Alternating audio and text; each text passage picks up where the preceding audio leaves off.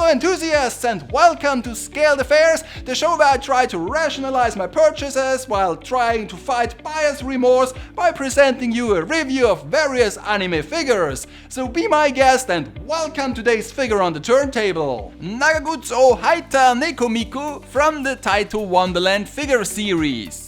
She comes to you in a windowless cardboard box that looks really cute and playful, but of course feels flimsy and cheap like most prize boxes do. Although you can clearly see the attempt of a consistent design for this whole Wonderland series, the box dimensions vary from figure to figure. I guess the focus is still more on cost cutting rather than a cohesive look. Inside the box you will find at least a half shell blister that protects the figure well. It's also nice to see when they come fully assembled and not with any loose parts. The dark red base has the same design and diameter as other figures from this line and is taped to the back side of the blister. Mounting Miku is as easy as it could be. She has two pegs molded onto her right feet that fit perfectly into the base's holes. It provides a firm stand and in my opinion Taito does a great job when it comes to gripping force. The pegs are not too long, the holes are not too wide or too narrow. It's an overall very satisfying feel to put her onto the base. This is the second Wonderland figure I feature on this show, and in total they already released 7 fairy tale figures over the past 2 years. They are all Mikus of course and have a somewhat consistent look with matching bases and a similar height. Although I'm not a fan of all of them since their faces are a bit hit or miss, the reception for this line was mostly positive. But before we can get into specifics, here are some of this figure's key specs.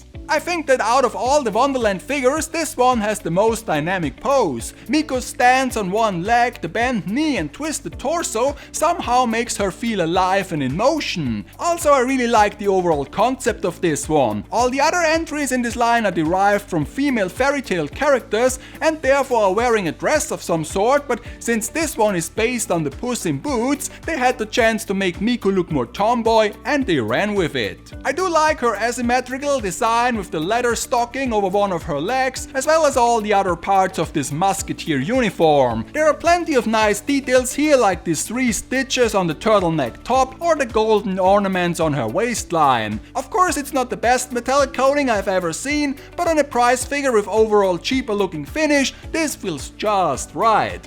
Oh, I guess that's a different fairy tale. The titular boots of this Neko are also molded and painted with some attention to detail. Unfortunately, there are some rather big spots of copper paint that got onto the throat of one of them. I was able to remove some of it by scrubbing it off, but parts of it are still visible. There are also some smaller paint defects all over this figure, but for those you really have to get very close in order to notice them. For example, there is a tiny red dot on the bottom side of her nose in Miku's otherwise spotless face. The expression here is really cute, I think, and I especially like the small fang that is sticking out. Together with the cat ears and the feathered head, this is a very competent head sculpt. I also do like how small the footprint of such a figure is. The base feels adequate in size, and since there is nothing on it that might distract from the character itself, all her details can shine even more. As you might know, I do like a clean arrangement and figures without tons of add-ons, since as a photographer I do end up crafting those surroundings by myself. Sadly, nowadays companies add more and more stuff and miniature dioramas to their releases in order to justify ever-growing prices. Makes it a bit harder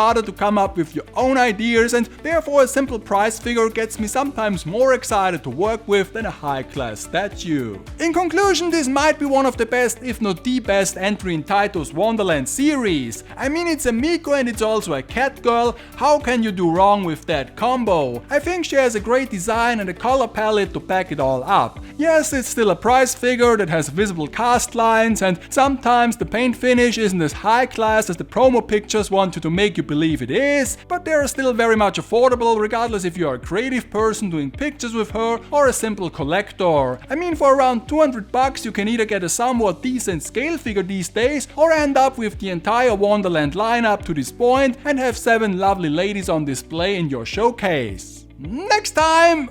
Oh shoot, apparently I ended up with the somewhat decent scale figure, so might as well do a review with her. Until then, thanks for watching, and hopefully we can see each other again in a new episode of Scaled Affairs when I once again take a closer look on anime figures of all sorts. Take care out there and keep having fun collecting.